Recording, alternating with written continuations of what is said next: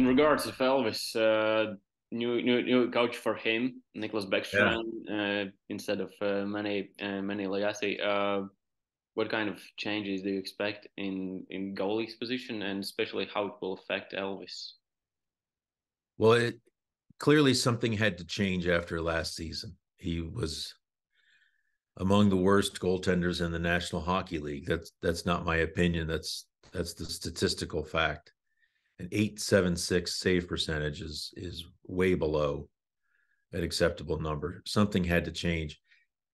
That's probably unfair to put all of that on Elvis. He's got to be a lot better.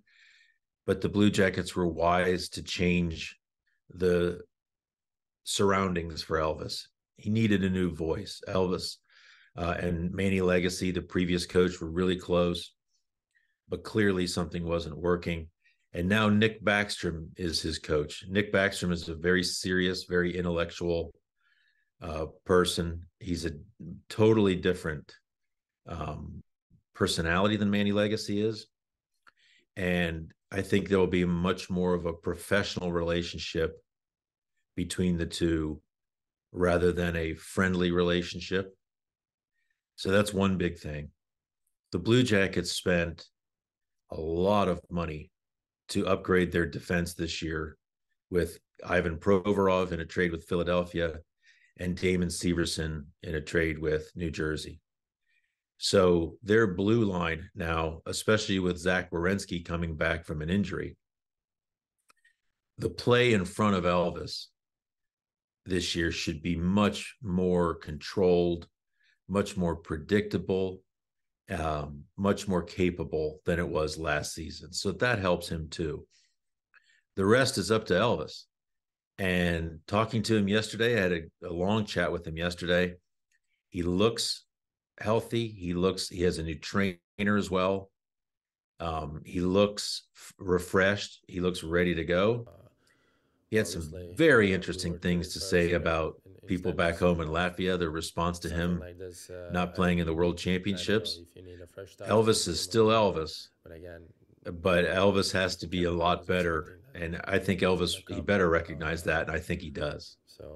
He was so happy that Latvia had success without him. And that seemed genuine to me. He was so happy for his guys, still has friends on that team, of course.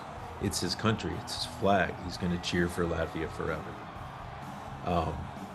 But he felt like a lot of people took his comment about the national team not paying him the wrong way, that they took it as him like legitimately complaining that he doesn't get paid to play for the national team.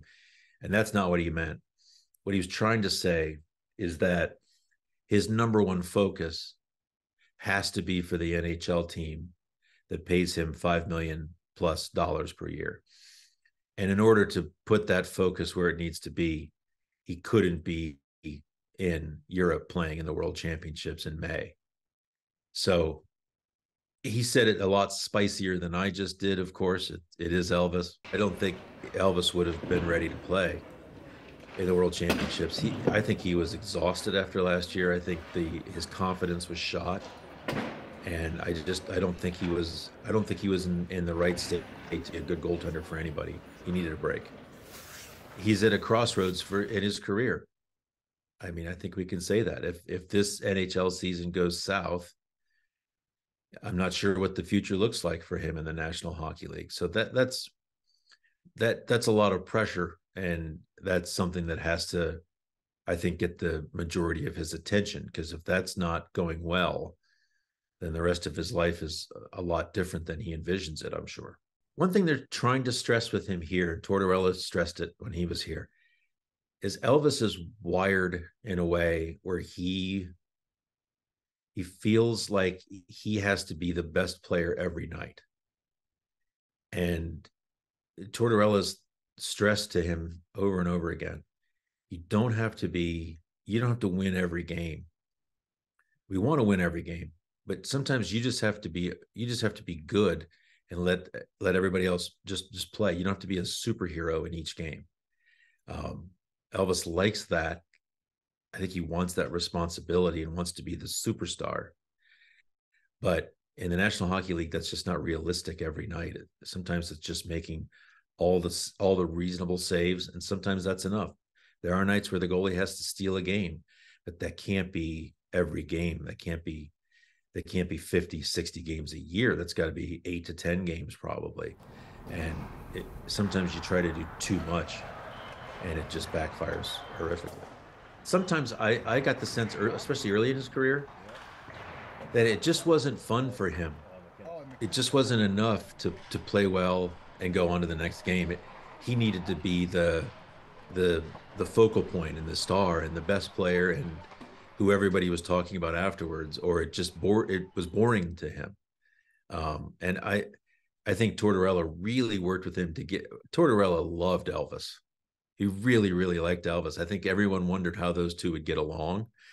I think he really liked his spirit. He drove him crazy sometimes, and he made that clear too. But I think he really liked the way that Elvis is wired and the spirit of the guy. But yeah, it needs to be enough in the National Hockey League. It needs to be enough for the team to win each night. That's it. Not every night has to be you up in the bright lights and you making the guitar move at the end of the game in Vegas. That's awesome when it's there, but sometimes it's just enough. Everyone does their part, and it can't be you every night. It takes a lot of energy, especially mentally, to just be Absolutely. on the edge every night. I think he's dug himself enough of a hole here where there has to be a sustained level of really good play before people will say that he's back to the form he showed in his first NHL season when he looked like a really good NHL goaltender.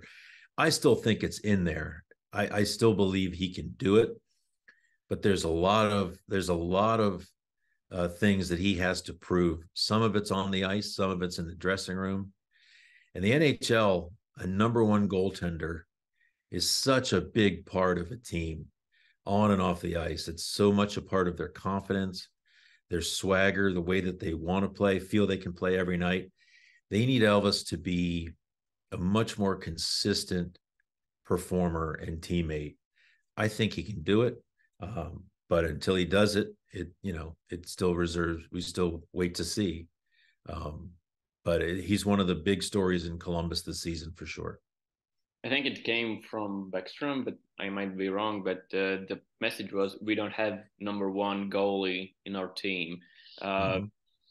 Keeping in mind that Elvis has this huge contract, do you think it was also meant for Elvis to hear this, to shake him a bit up, or you actually think that currently Columbus doesn't have like number one goalie? I think in a strange way, it could be a way to alleviate pressure from Elvis. They're very high on Danil Tarasov, who's the number two.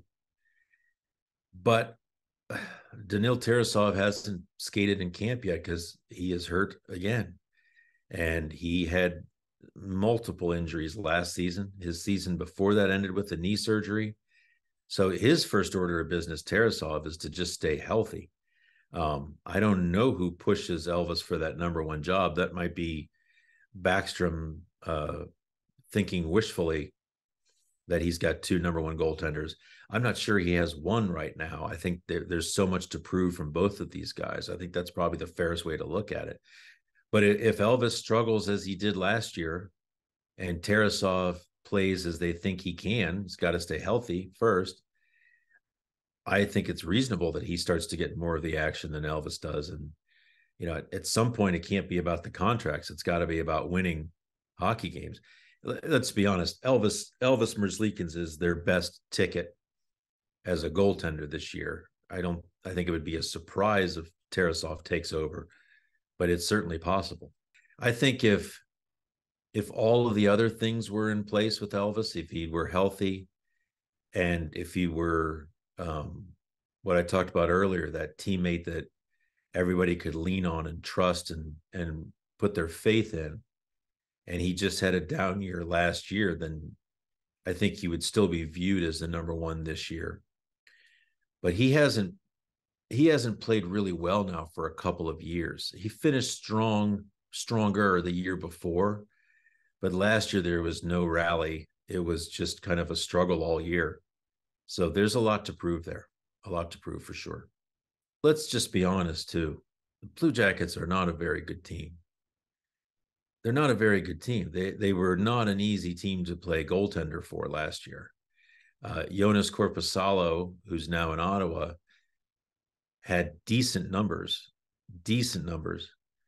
but everybody else who played in goal for Columbus last year struggled mightily. They gave up way too many scoring chances, way too many easy looks from in the slot. So I'm willing to put a lot of this on Elvis. I said it before, I'll say it again. He has to be better, but they need to be a better team to play for. And I think they are. I think the upgrades on defense, I said Werenski's healthy, Severson and Provorov, those guys help immensely. The young guys like Boqvist, like Peak, like Blankenberg, they're a year older. They've got help on the way. David Jiricek, first-round draft pick a couple of years ago, could make this team this year. Denton Matichuk, a really bright prospect for them. Stanislav Svozil says there's lots of moving parts there, but there are lots of solid veterans. Eric Goodbranson is a solid veteran who this year will probably play on the third pair, which makes much more sense than his role last year with all the injuries. So there's reason to believe that the play there could be better, and I think that can only help Elvis. What would it be like for a Columbus goaltender to have an easy game some night where they make 22 saves and none of them are really incredible saves and the team wins? They just don't have those games last year. I mean, we're talking 40 shots on goal, 45 saves. And yeah, the goalie would let in 6, but if there's 18 golden scoring chances, you're going to have nights like that. So the sense is that they can play a lot better defensively. And if Elvis holds up his end of the bargain, maybe things can work out well this year. Do you think this could be a breakthrough season for Elvis? I do. I think everything is in place. I think he's talented as a goalie. I think that's a pretty obvious statement. I think the team around him is a lot better. Not only are they better on defense, but their center ice position has changed as well. It's also a key part of defending in hockey. Adam Fantilli is only 18. He'll be 19 on opening night, but he's already one of this team's top centers, and he's going to play a big role here. Dmitry Voronkov comes over from Russia. He's a big player, 6'4", 210, I think they list him at. Alexander Texier comes back after a season in Switzerland. He's a really good player. They feel like they can be better defensively, not just defensemen, but all over the ice. If they can play a much more controlled system than they did last year, I think Elvis could. And if he gets off to a good start too, I think that's another thing that buried him last year is they were just awful defensively early last season in a way that no goaltender could have success.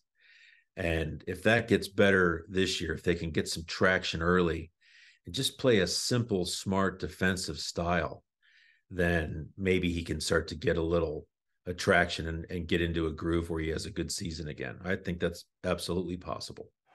Would you say that this team can reach the playoffs? Well, now, Raymond, that's another question. Look how far out they finished last year. So that's the first thing. I think you also look at the Eastern Conference and realize that Buffalo is a lot better, is really a team that's growing. Ottawa is a team that's on the climb. There are other teams that I think are really starting to get it together. I don't think Boston's going to fall nearly as far as people think they are without Bergeron and Krejci. I think they're still a really good team. What do you make of Pittsburgh and Washington? I mean, Carolina, New Jersey, the Rangers, these are really good teams. What do you make? Toronto's a really good team. What happens to Pittsburgh? Are they better with Carlson this year? They didn't make the playoffs last year. What about Washington with a healthy Backstrom and Ovechkin? Can they make the playoffs?